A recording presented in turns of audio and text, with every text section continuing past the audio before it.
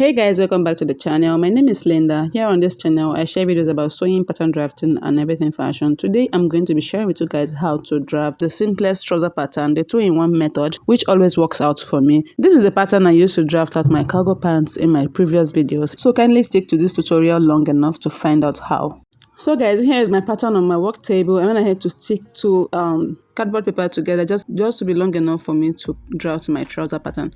So now the first thing I'll be doing, just to go ahead and measure 3 inches at this part for the band. You can go ahead and measure 4 inches because I'll be using 1.5 inch for each band. So now I'll just go ahead and rule the line, and the next thing I'll do is just to come inwards at this point by 2 inches. Also, it's optional for you. You can choose to use 1 inch, but I want to use 2 inch, okay? And then I'll connect the lines.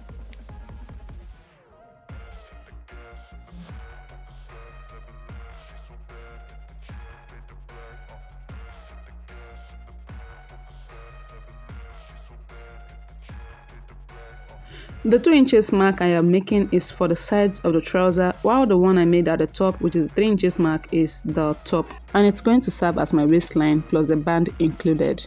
So guys, the next thing I did was to go upright at this point. I'll be minusing 1.5 inch for my band, and then I'll be starting here. I'll start including my measurement from that waistline. So I'll be marking my hip line first of all, and then I'll be marking my crotch depth. So you can call it the crotch line or the crotch depth. So the next thing is just to go ahead and connect the line before including other lines. And the next thing I'll be doing right now is just to go ahead and mark my knee line, okay? So for my knee line, I choose to mark 23 inches at this point, still starting from the waistline. Remember, I'm taking off 1.5 inch for the band. Then I'll mark 45 inches for the length, or the hemline as we may call it. And then I'll label the lines. This is going to be my waistline, and this is going to be my hip line. Also, I have my crotch line. You can call it the crotch depth, like I said initially. And then this is my knee length, and then my ankle length. So coming back to the waistline, I'll be marking quarter of my waist measurement, which is 7.5.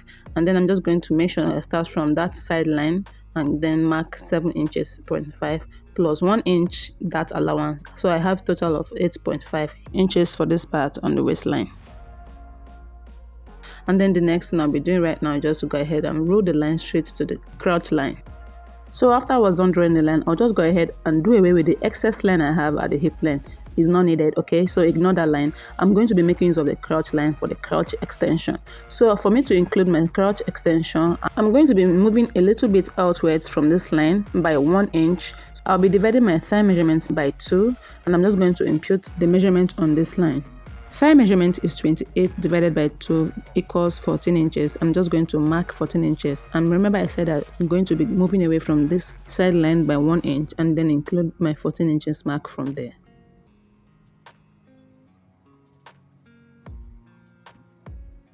And now I'm just going to connect it with my curved ruler or my hip curve. You can go ahead and use your free hand to do this. If you don't have a curved ruler, it's still the same thing. So just connect this part upwards to the waistline, and then we move towards the crotch area. To connect the crotch, you need to use a curved ruler or your free hand to do this, but we'll be needing a measurement for that. So just go ahead and divide what you have around this point by 4. You can choose to divide by 2 first of all, and then further divide it by 2 again to get your accurate measurement. So I have about 1 inch there. I'm just going to be marking it like this, and that is going to guide me through.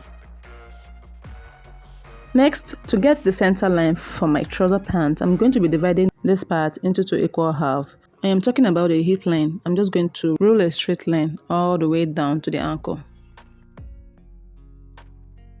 After that, the next thing I'll be doing, just to come at the knee line, I'll be imputing my knee line circumference divided by 2 on both sides of this line. So I have 15 for my knee line circumference, and then I'll be dividing that into 2, which gives me 7.5. So I'll make sure I have 7.5 splitted on both sides of this center line. Now this is optional, just in case you don't want your trouser to look tight on your knee, around your knee. Just go ahead and add like 1.5 inch on both sides, or 1 inch if you are making a palazzo.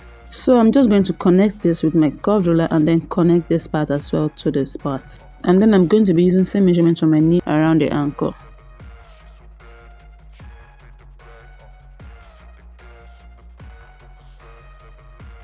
In case you want to turn this into a pencil trouser, just go ahead and impute the circumference of your ankle divided into 2 on the ankle length and then connect it. But I'm making mine into a straight pattern, so that's why I connected it straight into the ankle.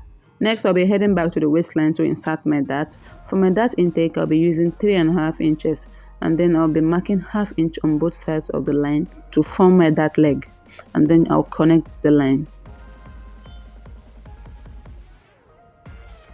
This is going to be my front dart, and then the next thing I've been doing right now is to go ahead and include the band. Remember I said I'll be marking a band of 1.5 inch. You can make yours 2 inches. So I'll go ahead and mark it like this, and then next thing I'll be doing right now is just to go ahead and finish it up and then connect it into the waistline.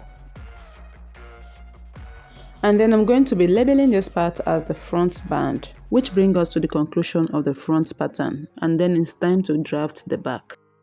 For the back, the first thing I'll be doing is just to go outwards at the inner seam and mark 2 inches. So this 2 inches is what I'll use to guide the shape of my back piece. So I'll just go ahead and connect it into the front piece, okay? So if you want it to be equal on the lower part, you have to draw the line for the back pattern into the front pattern. So just go ahead and slant your hand this way and then draw your lines. If you notice what I'm doing, you see that I am intersecting the back pattern into the front line, just like I explained a while ago, and this is to make my lower part look equal. I don't want any sides to be picking out around the inner seam. So this is what you will have if you want it to be equal. Just go ahead and smoothen the sharp edges. But if you want to follow the normal way and make it unequal at this part, just go ahead and include your 2 inches at the sides at the down part. Make sure your 2 inches are equal just like you have from the top. So I'll be using a dotted lines to include this. This is optional for me because I don't want the sides to be picking out. So I'm just going to connect the lines like this and make it equal all through. This is for those that don't want to slice any part out at the down part. So I choose to use this particular one I drew the first time. So guys, the next thing I'll be doing right now is just to go back to the waistline and draft the back waistline and also draft the back. I'll be measuring what I have for the front waistline, and then I'll duplicate that by going outwards at this part, at the outer part by 2 inches, making sure it's 2 inches away from the outer seam on the waistline, and then I'll be marking my 2 inches there. From there, I'll be imputing my measurement for my quarter of my waistline. So I'll go ahead and mark it at this point, and as well I'll be going upwards by 1.5 inches. So I'm just going ahead and make sure that the lines are the same thing when I slant my tape rule like this. So I'm just going to be having the same measurement I have for the quarter of my waistline. So what I have for my waistline is 8.5 all through. Remember that my dart intake is also included, that is why it's 8.5. So I went ahead to mark that measurement there, and then I will slant it with my ruler into the sides. I am still using dotted lines to differentiate this because I don't want it to look confusing. And next I'm going to be connecting the lines at the sides using my hip curve.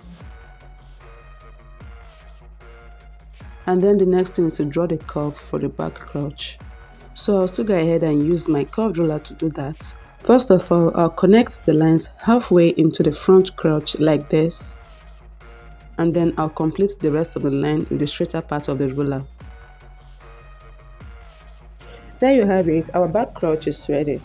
I'll not be making any adjustment at the outer seam line like this because the front and the back pattern is going to be equal there. Next, I'll be adding my 1.5 inch band for the waistline at the back, and then I'll still go ahead and connect the lines.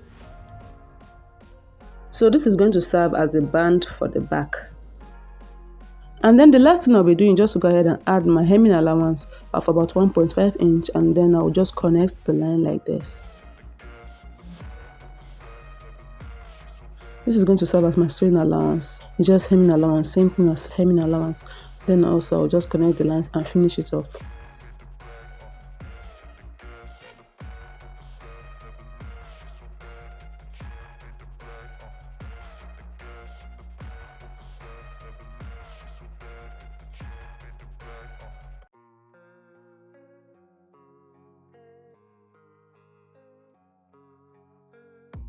So guys, getting to this point, I'm going to straighten up my hands to avoid slashing out a part of this front piece. Then I'll gradually cut out that part. If you don't understand what I'm doing, just watch the movement of my hands.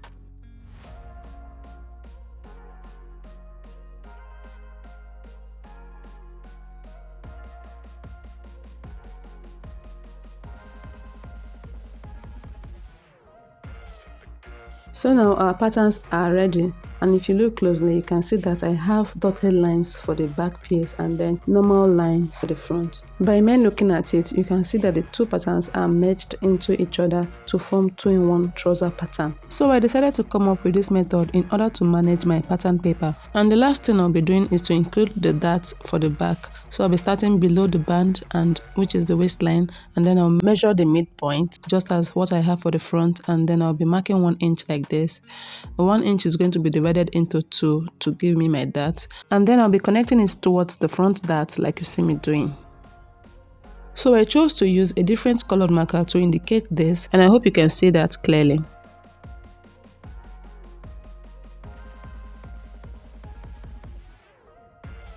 Now that my dart is completed, I'll be indicating the back with a red marker while the front is going to be in black marker. So I hope you understand what I'm doing. This is going to be the back. It's an extension from the front, and then this is also a part of the back.